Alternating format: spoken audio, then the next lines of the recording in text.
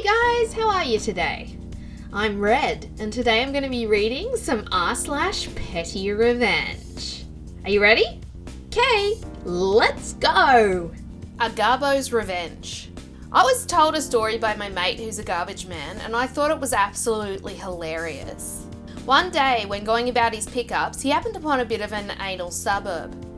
He was very early, but he can only go by the jobs on his sheet and tries to be as quiet and respectful as he can whilst emptying bins.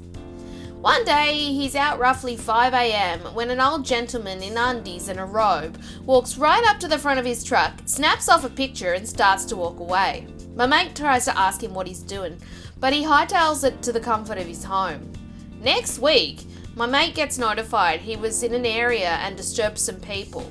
The old bloke reported him for making noise. No worries, he asks the office what he needs to do. They tell him after 6 a.m. is fine, and it doesn't matter what amount of noise he makes because he has council permission. From that point on, he makes it his mission to make as much noise as possible, to bang the bins against the truck as close to old mate's house as he can. He has received numerous complaints, but he's sticking to the guidelines he's been given, so he can't be faulted.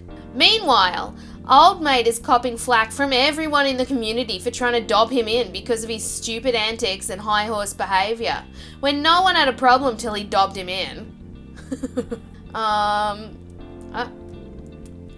Yeah, it's revenge, but it's so malicious compliance too. That's so malicious compliance. If you're enjoying these stories so far, I'd really appreciate it if you could give this video a like and subscribe while you're at it. Okay, here's the next story. I gave my cat the ultimate hiss. So let me preface this by saying that my cat is fine, was not harmed, and is sitting purring next to me as I speak. On to the story. My cat is a bit naughty. To be fair, it goes both ways. She'll scratch my chair to get my attention, then run away, meow loudly when I'm concentrating on something to startle me, jump on me when I'm sleeping, and such things. In return, I tickle her nose with a bird feather when she sleeps, pretend I'm going to pick her up, which she hates, and tweak her tail when she's not seen me yet, giving her a little start. To say that we're jerks to each other is a fair point, but we love each other all the same. This is normally totally harmless, but a couple of weeks back she started threatening to chew wires on my phone charger when it's sitting by my bed at night. This scares the hell out of me for two reasons. One, my phone charger runs at 5 volts 2.4 amps. If you know anything about electricity, you know that while this is a heavy, painful jolt for a human, it's deadly for something the size of a cat. Two, a cat sitting on a bedside table is in no way grounded. At first I started telling her off, but she just ignored me and kept going. I started to blow in her face. It's a dominance thing for a cat and a good way to dissuade them from doing something. And that worked for about a week. After that she just gave me a dirty look and tried to chew them again until I buried them under paper. When she started to knock the paper off the table to get to them, I knew it was serious. I devised a plan. I went down to the local office store and got some supplies. That night, I waited with the cord in my phone charging with no paper over the phone. She jumps up on the table, makes sure I'm watching her, and then starts to chew the cable. I told her off, which she ignored, and I enacted my plan. I took a breath like I was going to blow in her face, at which point she shot me a dirty look. That is when I slowly pulled the can of compressed air out from under the sheets and gave her a short blast straight into her face. The effect was instantaneous and spectacular. The cat launched herself up 2 feet and back 6 feet off the bedside table. She landed safely on the ground in the bedroom. She checked fur and, seeing nothing there, looked at me in what I can only describe as abject horror. Eyes wide, mouth dropped open, every bit of fur sticking out. She stood like that for a few seconds before shaking herself out of it and tearing off into the lounge room. I went out and made a cup of tea and sat near the sofa she was under after putting some tuna and a saucer of milk down. It didn't take her long to come out looking for sympathy cuddles. It's been a week now. I think she's figured cords are off limits. Fingers crossed.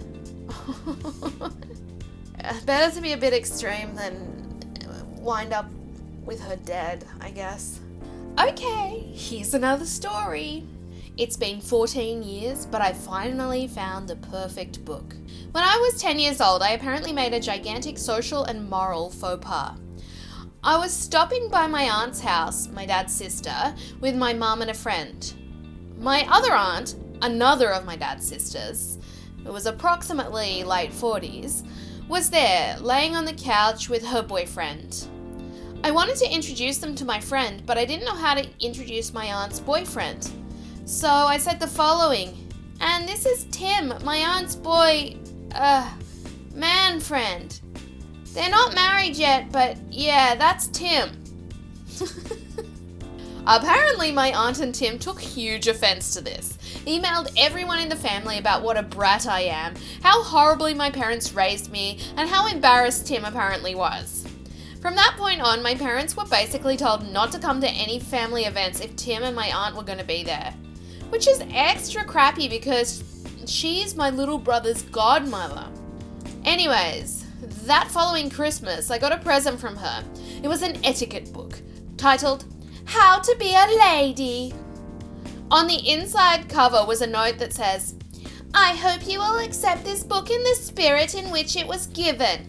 I was pretty heartbroken about it because I didn't even understand what I'd done wrong. My parents were pissed though. Over the years, I grew up without ever really having contact with that side of the family. I hate most of them because they all took my aunt's side, said they weren't getting involved, or tried to get me to apologize so things could go back to normal. As I got older and got accepted to graduate school and became a successful adult who they suddenly decided they wanted to associate with, they tried to get me to be an adult and put the past behind me. Anyways, after basically not being in contact with our family, my aunt decided to try to be a godmother to my little brother again, who's in college and wants nothing to do with her. I decided it would be a great time to remind her we haven't forgotten about what a bumhead she is. I found a book, the perfect book, titled How Not to Be a Dick, an Everyday Beginner's Guide. On the inside cover, I've written a note saying, I hope you will accept this book in the spirit with which it was given. I got her address from one of my cousins and shipped it out this afternoon. I cannot wait for her to get it. I kind of love that.